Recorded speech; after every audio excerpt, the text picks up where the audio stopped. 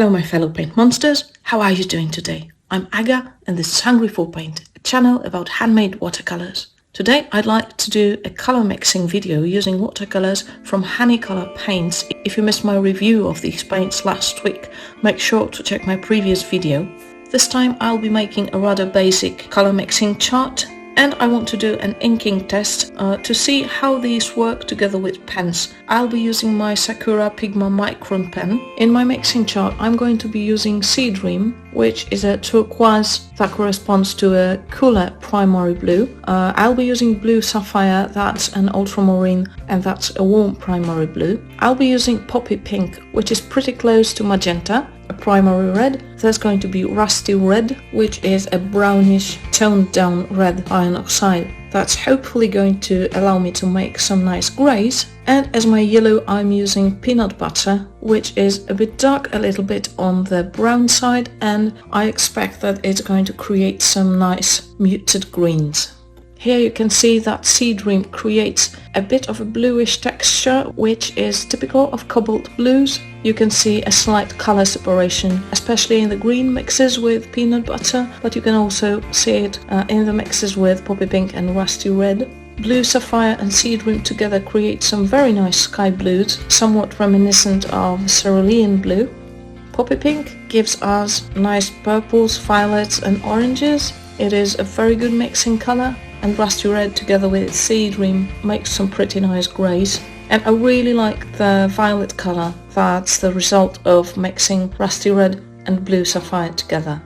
The greens you can mix using Peanut Butter and Sea Dream, as well as Peanut Butter and Blue Sapphire, are natural looking. They're not very bright, although I feel they're quite vibrant enough, especially the combination of Sea Dream and Peanut Butter that you can see in the bottom left hand corner of the chart.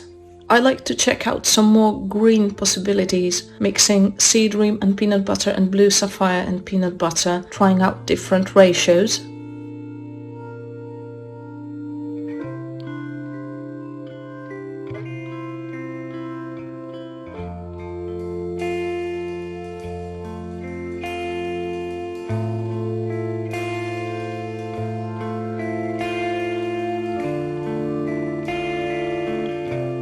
And here I'm going to be mixing some shimmers together with Blue Sapphire, Poppy Pink and Rusty Red. And you can see that the combination of Blue Sapphire and Snow Shimmer is a perfect wintry combination. And I really like what happens when you mix Rusty Red with Yellow Shimmer together. And mixing Sea Dream together with Blue Sapphire gives you a whole nice range of blues. Now let's have a look at the inking test. When you look at the first line, you can see that Yellow Shimmer and Lilac Shimmer are definitely not transparent enough for your line work to show properly from underneath the paint. So if you want to use these together with pens, it's best to first paint and then draw on top of them. Aside from these, all the other colors work with pens quite well. As you can see, the lines do get slightly blurry and a little bit thicker when you draw on top of the paint, but it's not too bad and the pen slides smoothly on top of the paint.